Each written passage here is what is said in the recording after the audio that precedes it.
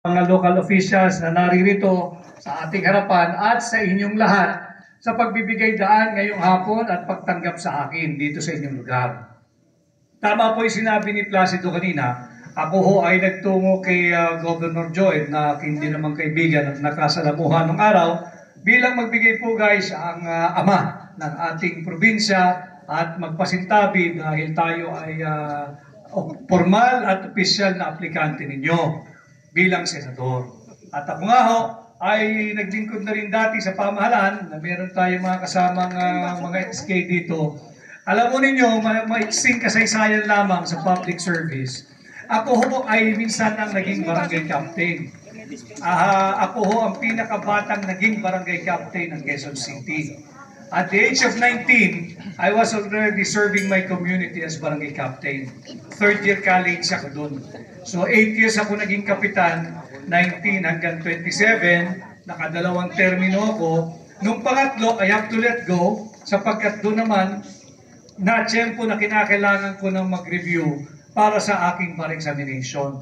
I was graduating from law school nung aking eligible pa ako sa isang third term at pagkatapos noon ako'y kinakailangan mag-review ng bar exam. I have to, ang pakiramdam ko nung mga panahon na yon, 8 good years of my life I have devoted to public service already. I feel I have done my share in my small and little share in nation building. It's time to move on and look after my own ambition, my own aspiration, my own dream, and that is to become a lawyer.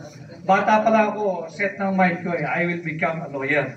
Yan ang aking only and career choice. I played also competitive basketball in high school and in college, pero napag-isip ko agad, masyadong maiksi lang ang window mo pag nag-basketball ka. Pag napilay ka, sideline ka na. Pagka hindi ka sumikat, sideline ka agad. Pag nalaos ka ng maaga, sideline ka rin. So, ako hindi, mag-aaral na lang ako. I pursue my dream, my aspiration of becoming a lawyer. Kaya kapag naglaro na lang ako sa aming kolehiyo, sa aking kurso, pero hindi ko na pinursu yung aking competitive basketball. So nag-aaral ako ng abogasya, kaya nung aking third term, sabi ko, I have to let go. Ibigay na natin, let's give chance to others na nais din namang maglingkod sa aking pamayanan. Sa Quezon City ko kasi ang struktura doon, napakalaki. Ang mayor doon parang governor sa laki ng Quezon City. At ang mga barangay captain para kang mayor. Dahil nga sa lalaki din ng teritoryo, sa laki din ng pondo ng IRA at real property tax share. So, yun ang structure. So, I was very early on in my 19 pala ako, teenager pa lang ako, naglilingkod na ako bilang barangay captain. At alam naman ninyo, yung buhay ng barangay captain 19 ako, binata ako, naman akong trabaho, nakaasa ako sa allowance ko sa nanay ko. Bilang barangay captain, siyempre pag may mga kaso sa barangay, ikaw ang nagmi-mediate. I have to mediate sa away mag-asawa. Yung mga 15, 20, 25, 30 years na mag-asawa, maghihiwalay, kinakailangan kong pagitnaan. Anong nalalaman ko doon? 19. Pa-date lang tayo noong mga panahon na yun. Ikaw ka lang dito, yung buhay binata. Binata talaga But doon tayo rin talaga maraming natutunan bilang barangay captain. I have to admit, and I have to give credit, because doon namulat din talaga ang aking isipan sa governance.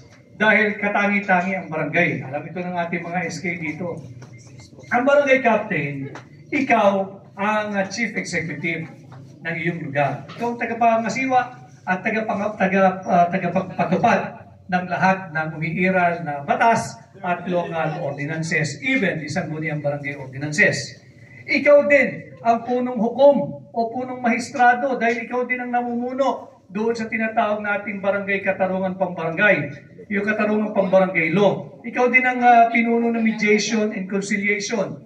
Ikaw din ang nag-i-issue ng certificate to file action pag talagang hindi na magkasundo at kinakailangan na magdemandahan.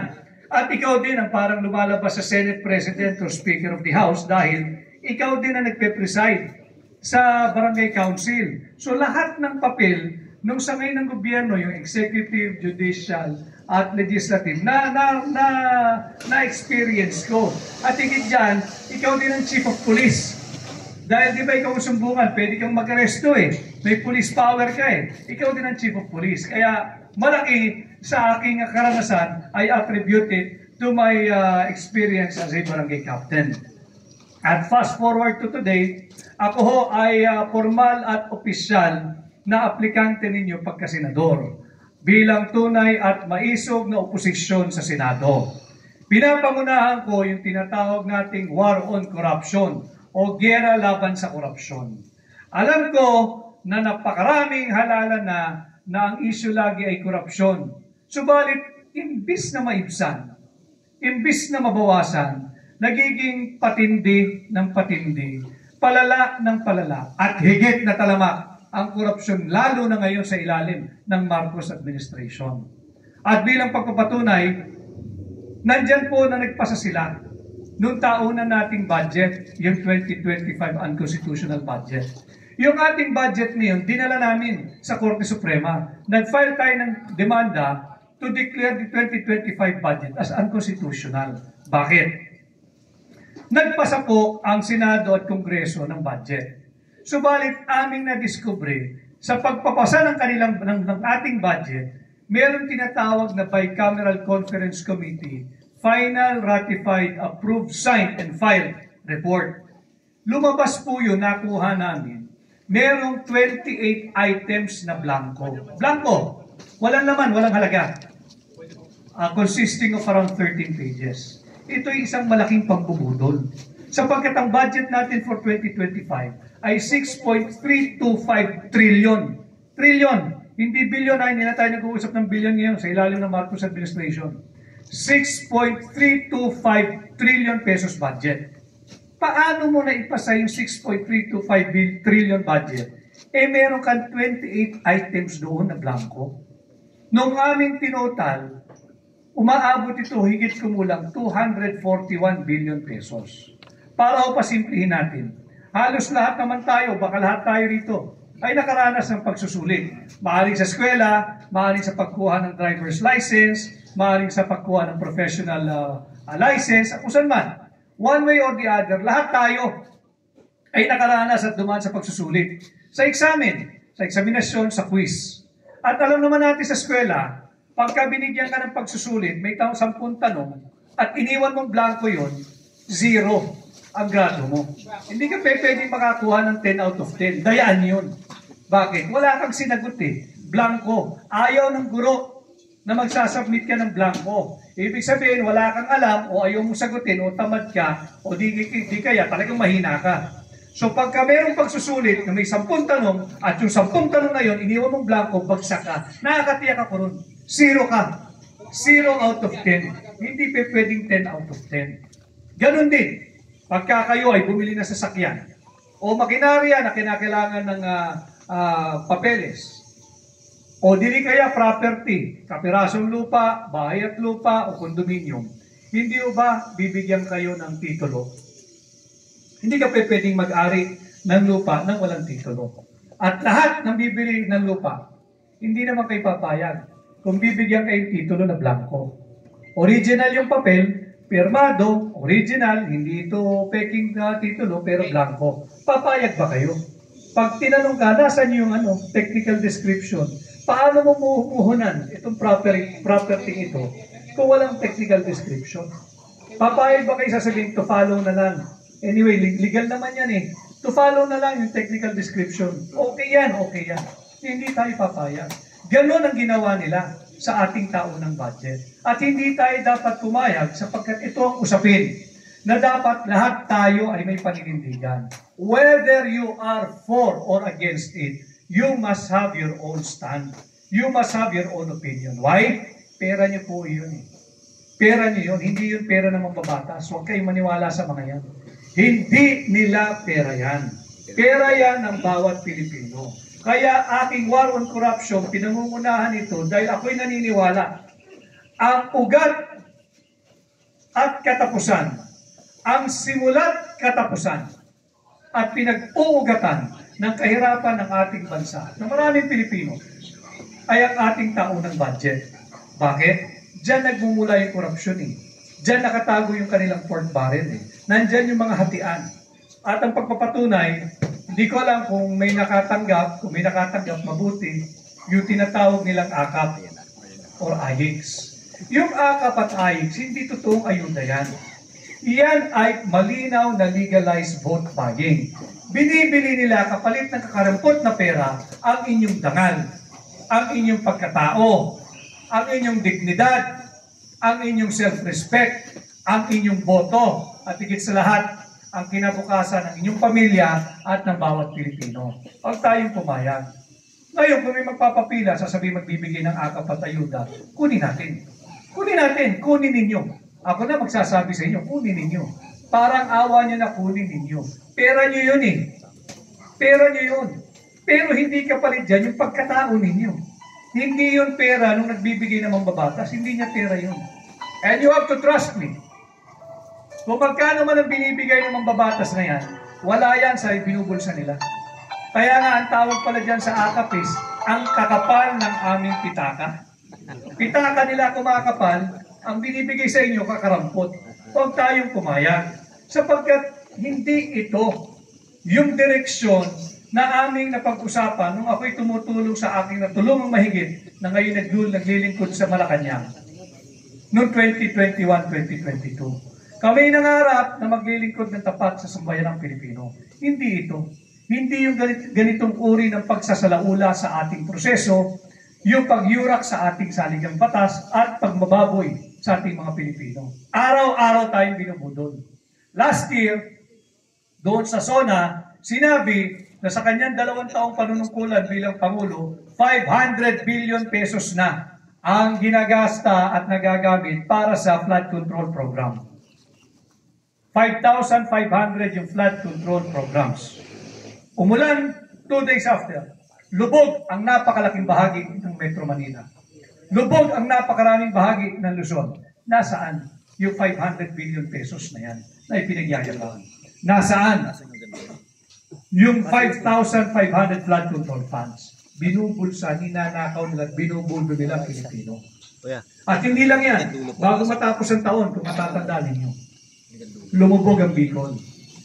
200 inosenteng Pilipino patay. Nalunod, binaha. Namatay dahil ninakaw nila yung pera sana para sa flood control programs. 200 Pilipino patay. Bata, matanda, babae, lalaki, malusog, may sakit, lahat. Patay. 200 Pilipino patay. Bakit? Ninakaw nila yung perang dapat sana para doon sa flood control funds. Hindi ito makatarungan. Hindi tayo dapat manahimik. Hindi tayo dapat pumayag. Sapagkat pera natin yung mga yan. Paano yung 200 na buhay? Hindi nakapagpaskong katulad natin. Hindi nakapagbagong taong katulad natin. Siguro kung hindi nila ninakaw, yung 500 billion pesos na yan, karamihan doon, nakapagpasko pa katulad natin. Karamihan doon, buhay pa, kapiling ang kanilang mga mahal sa buhay. Ito yung estado ng ating gobyerno ngayon. At ngayon lamang, bago kami nakarating dito, mainit na usapan, ninanakaw na nila ang pera ng nating mga Pilipino. Bilyon-bilyon piso ninanakaw nila. Pati ba naman ang posisyon ng pangalawang Pangulo na nakawin nila? Just now, isinampa nila yung impeachment laban kay Vice President Inday Sara Duterte. Sinampa nila yan dahil nanakawin din nila, aagawin ang posisyon ng pangalawang Pangulo kay Inday Sara Duterte. Huwag tayong pumayag. Sapagkat si Inday Sara Duterte ay binoto legally, lawfully, and constitutionally by 32 million Filipinos. 32 million Filipinos. Nagdiriwang yung mga tiwaling mambabata sa Kongreso. Kasi 150 plus congressmen daw ang pumirma, nag-endorso ng impeachment. Madami daw yun. Kalokohan, pambubutol.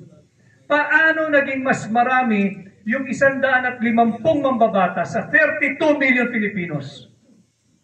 We have to protect and defend the sacred mandate of the 32 million Filipinos over dito sa 150 150 tiwali at elitistang mangbabatas na ang nais lamang hindi sila nakokontentong nakawin ang pera ninyo.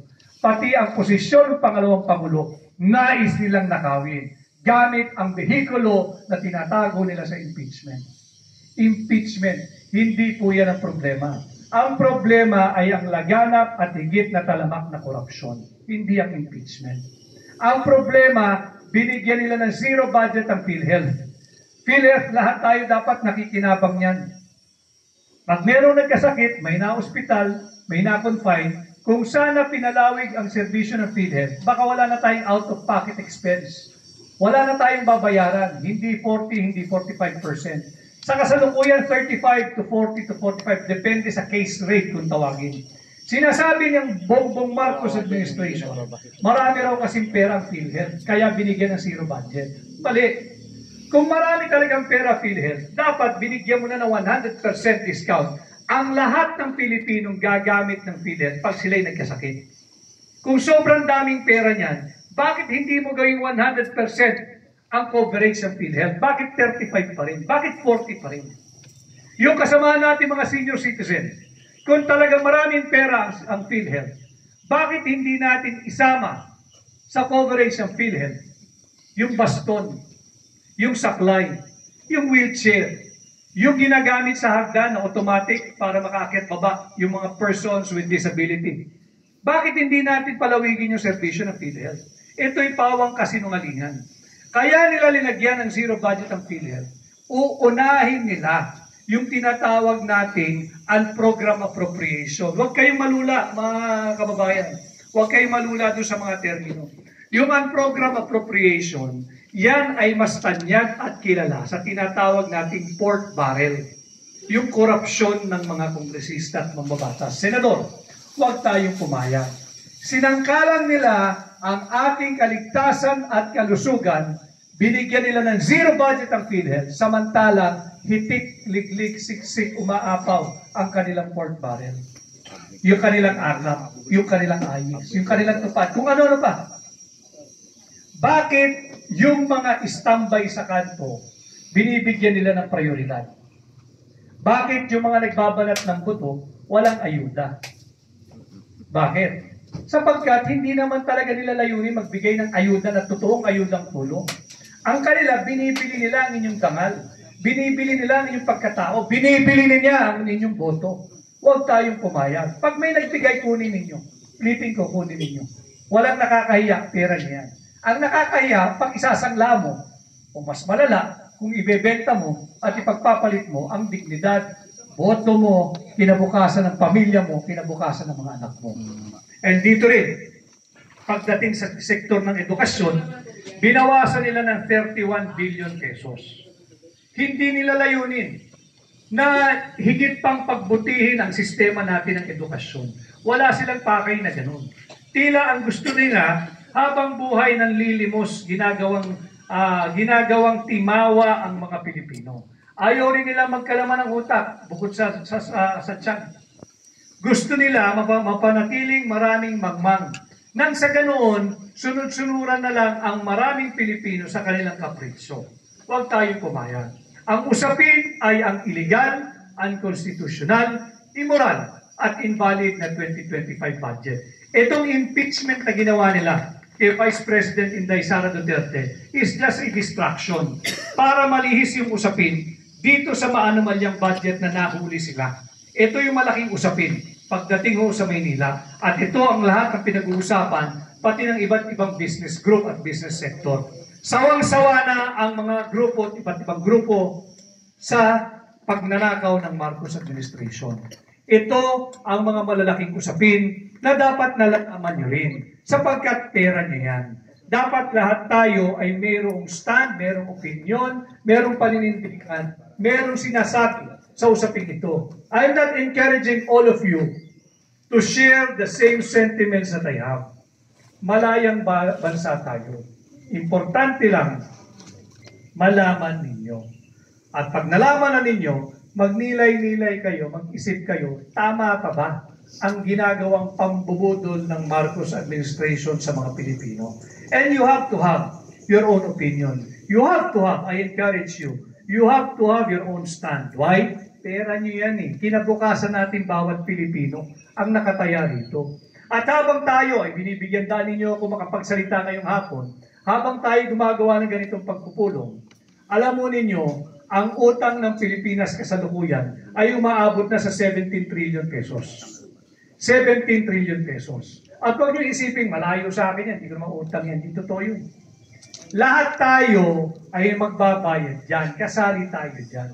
At habang kayo ay nakaupo dyan at ako'y nagbibigay ng aking mensahe rito, pag pinaghati-hati yan, meron tayong pagkakautang bawat isa. Higit kumulang 141,000 pesos each. Hindi man natin nahipo yung perang yun, may utang pa tayo. Huwag tayong pumayag, magpatuloy ang baluktot na pamunuan na pinapakita sa atin ng Marcos administration. Magingay kayo, pag-usapan natin ito sa inyong pamayanan, sa inyong grupo, sa inyong organisasyon. Sabi ko nga palagi, tigilan na muna natin yung pinag-uusapan o yung salitang chismis ba. Huwag muna natin pag-usapan kung sino yung bagong boyfriend ng kapitbahay natin o bagong girlfriend ng kapitbahay natin. Huwag muna yun. Walang may tutulong sa lipunan yun. Ang pag-usapan natin, itong mga mahalagang usaping panlipunan na apektado ang buhay ng bawat Pilipino. Bakit? Para lang maintindihan din ninyo, yung akap at AIX, hindi yan parang pinupulot lang na parang bunga ng isang punong kahoy. Hindi. Ang pinagmumulan niyan, yung buwis na binabayad ng bawat Pilipino. Kulang nga eh. Laging deficit, laging kulang ang revenue o yung koleksyon ng buwis ng gobyerno. So yung kulang sa budget, inuutang yan. Yung utang na yun, sama-sama tayo ron. Tayo magbabayad nun. Pinamimigay lang nila ng walang humpay. Hindi nga nila pinakikita yung kanilang mga listahan sa LGU. Sapagkat hindi nila tunay na layunin magbigay ng tulong. Binibili nila yung boto. Itong AKAP at AIX, iba ho yan ha. Iba yan sa 4-piece ha. Yung 4-piece, conditional yun. Kailangan yung mga bata manatili sa eskwela para maging patuloy kang kasama sa listahan. Kinakailangan yung mga bata at yung mga magulang periodically bumibisita sa health center o kaya sa government hospital at nagpapabakuna. Yung mga kinakailangan bakuna. At pag nakapagtapos na, yung mga anak o yung mga dependent, gumagraduate po. Hindi ba? Gumagraduate yung mga nasa listahan ng 4-piece. Hindi ka habang buhay pwede sa 4-piece. Bakit? Kahit sa banal na kasulatan, nakalagay yan, di ba? Huwag mo silang bigyan ng isda, turuan mo silang mangisda. At ang Pilipino, going here, naobserbahan ko, maayos, malinis ang sidewalk, may sistema kayo. Ay sabi ko nga, ang Pilipino, matigas ang tuhod pagdating sa trabaho. Marunong tayo magtrabaho eh. Walang Pilipino, walang marangal na Pilipino ang nangarap na maging kalabit penge. Yung nakakalabit na nilimos, nagiging dependent at hindi na nagtatrabaho. Walang Pilipinong ganon. Lahat ng Pilipino may dignidad. At bago pa tayo sinakop nung mga Kastila, hindi ba sa ating kasaysayan, kaya sila willing-willing nung sila'y naligaw sa atin, dito sa ating bansa. Ang sumalubong sa kanila yung mga dato. Yung mga dato natin, ang pinagsasampay sa balikat, hindi garland eh. Hindi bulaklak eh. Ginto eh. Kaya sila nawili yung mga Espanyol. Kakaiba rito. Ang pinagsasalubong dito sa dayuhan, hindi sampagita. Ginto, sapagkat mayaman ang Pilipinas. So nung araw pa, meron tayong sariling kakayahan. Kaya ayaw ng Pilipino, yung tamad, yung nangihingi, yung ginagawang timawa, huwag tayong pumayag. At ito ang aking layunin bilang senador ninyo. At bilang senador ninyo, ang unang-unang kong gagawin para parusahan lahat na nagnanakaw sa gobyerno, aking ipapatawag ng amendahan, yung tinatawag nating plunder law. Ano yung plunder law? Yung plunder law, yung batas laban sa pandarambong. Ang batas laban sa pandarambong, bago ka makasuhan, kinakailangan ang nananakaw mo na hindi bababa sa 50 million. Kalokohan. Ninanakawan ka na, hindi mo makasuhan ng pandarambong kasi hindi pa umaabot ng 50 million. Paano kung hindi talaga paabuti ng 50 million para hindi makasuhan ng plunder? Tumigil ng 49. Paano yun? Libre? Kasi hindi umabot ng 50. Kaya bilang mambabatas ninyo, bilang senador ninyo, aking amendahan ang plunder law From 50 million, ibababa ko itong 1 million pesos na lamang. At pagkatapos niyan, aking isusunod na isa sa batas, ang pagbabalik ng kaparusahang death penalty sa lahat ng mga hatulang guilty sa kasong plunder or pandarambong at droga na siyang kasasangkutan ng mga taong gobyerno at ng mga foreigner, dayuhan or alien. Ito ang aking sinusulong bilang senador ninyo. At alam ko na mas mainam na meron tayong interaction ng pagpapalitan ng kuro-kuro. Kanya hindi ko po papakahabaan ang aking mensahe. Ako po ay naririto handang magpasukat, magpakilala, magpatimbang, magpakilatis. At kung sakasakali, sana ho, kung ako'y pasado sa inyong qualification at criteria, sana ho'y tulungan ninyo ako mangampanya sa inyong pamilya, sa inyong kamag-anak, kaibigan, kaklase, kakilala na Pilipino sa panig ng mundo. At ito po ang aking dala bilang senador ninyo, yung war on corruption. Sana po'y matulungan ninyo ako. Ang aking pong numero ay number 56. Madali rin pong tandaan, 56. Hindi po 5-6 na utang. Huwag niyo pong iisipin. 5-6. Pero may tubo rin po rito. 5-6. Isipin po niyo yung 5-6 ko ay isang investment o pagpupundar. At ang tubo po nating lahat ay isang tapat, tunay at maisog na paglilingkod ko para sa inyo sa Senado. Maraming salamat at magandang hapon po sa inyo mga. Mabuhay, Atty. Miguel Villas. So, ngayon naman po, dadako po tayo sa sa pagtatanong at pagsagot ng ating maisog na senador. Sabi nga